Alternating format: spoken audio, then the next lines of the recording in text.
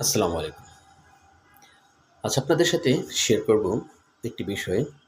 পৃথিবীর কে না চায় একটি সুন্দর বাড়ি, কিছু জমিজমা, অনেক ধন-সম্পদ, গাড়ি। সবাই চায় কিন্তু সবার কপালে থাকে না। চেষ্টা করেও থাকে না অথবা এমনি সাধারণভাবেও পারে না। কিন্তু যে বিষয়টা বলব যে আমাদের দেশের অর্থাৎ আমাদের এই দেশের বর্জুয়া বিলাস এবং ফ্যাশন প্রত্যাশী আত্মগরিমেয় এক ধরনের এক শ্রেণী মানুষ আছে যারা আপনারা মধ্যবিত্ত একটু উন্নত অর্থাৎ ভাবতে পারেন আপনার চাকরি জীবন বা ব্যবসায় জীবনে আপনি ৫০ লাখ থেকে ১ থেকে ২ কোটি টাকার মালিক সাধারণভাবে ধরতে পারেন অথবা আপনি বাংলাদেশের ১০ম শ্রেণী থেকে ৬ষ্ঠ শ্রেণীর গ্রেডের চাকরিগুলো আছে এটুকুর মধ্যে আপনার অর্থাৎ উন্নতি হতে হতে ৬ষ্ঠ বা ৫ম পর্যন্ত যে আপনার চাকরিটা শেষ হয়ে যায়। এখানে আপনি প্রায় কোটি টাকার সেভিং করে রেখে রাখতে পারেন। কিন্তু আপনাকে দেখাবে যে এই সমাজে, এই রাষ্ট্রে একটি ফ্ল্যাট না থাকলে কেমন হয়? আমাদের একটি ২-৩ জনে মিলে যদি একটা ইউনিট না নিতে পারি তাহলে কেমন হয়?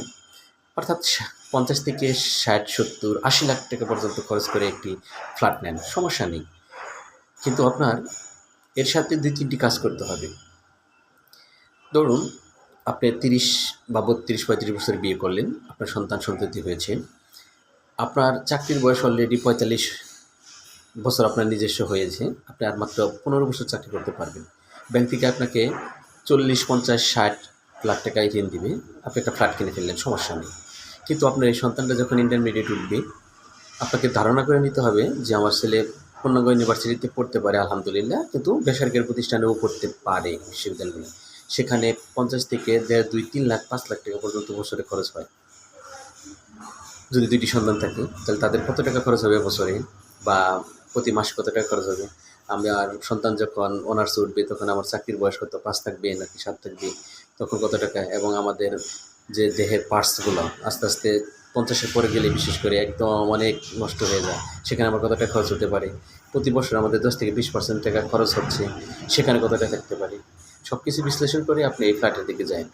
যদি আপনি পারেন যে না আমার এত টাকা থাকবে, আমার সন্তান-সন্ততিকে এভাবে লেখাপড়া করাতে পারবো বা বিদেশ পাঠাইতে পারবো অথবা স্বাচ্ছন্দ্যভাবে আমার জীবনটা মোটামুটি আমরা যেকোনো সময় মারা যেতে পারি, বলব না যে পারবো। তাহলে আপনি ফ্ল্যাটের দিকে তাকিয়ে থাকেন। তা না হলে ১৫-২০ হাজার টাকা ধরুন সুন্দর, সুন্দর ফ্ল্যাট কেনা যায় সেখানে থাকতে পারেন।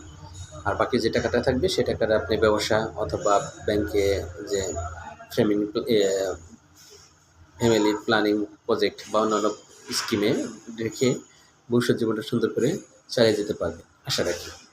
যদি কারো এই যুক্তিটা ভালো লাগে তাহলে অবশ্যই শেয়ার করবেন অথবা এই অনুসরণে চলতে চেষ্টা করবেন। আপনাকে মারা যাবেন এটা অবিসম্ভবই। ভবিষ্যতে অবশ্যই আমরা যেকোনো সময় মারা যাব, এখনও মারা যেতে পারি। কিন্তু তারপরেও মানুষ আশা নিয়ে বেঁচে থাকে। সন্তান-সন্ততি, আত্মীয়স্বজন, নিজের জীবন সবকিছু নিয়ে বেঁচে থাকি। যে ফ্ল্যাটটা করবেন যদি আপনার বয়স ৬০-এর পরে যায়, সেই ফ্ল্যাটটা আপনার সন্তান-সন্ততিতে থাকতে পারে অথবা আপনাকে ওইভাবে দাম নাও দিতে পারে।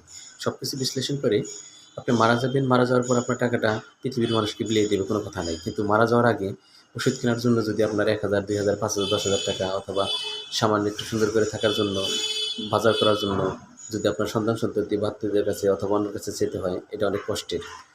আমি কোনো এক ফ্ল্যাট মালিকের কাছে অনুভূতিটা পাওয়ার পরে এটা শেয়ার করলাম। আপনি মারা যাওয়ার পরে আপনার টাকা অন্যজনে খাবে সেটা এক ধরনের, আপনি বেঁচে থাকলে আপনার টাকাটা অন্যজনে খাবে সেটা কিন্তু আরেক ধরনের। সুতরাং সবকিছু বিশ্লেষণ করে নিজের জীবনের জন্য বা আপনার পুরুষ বা নারী যাই হন, কিছু রেখে তারপরে সেই টাকাগুলো বিনিয়োগ করবেন। এটা আপনার প্রতি প্রত্যাশা। সবাই ভালো থাকুন, সুস্থ থাকুন। আল্লাহ হাফেজ।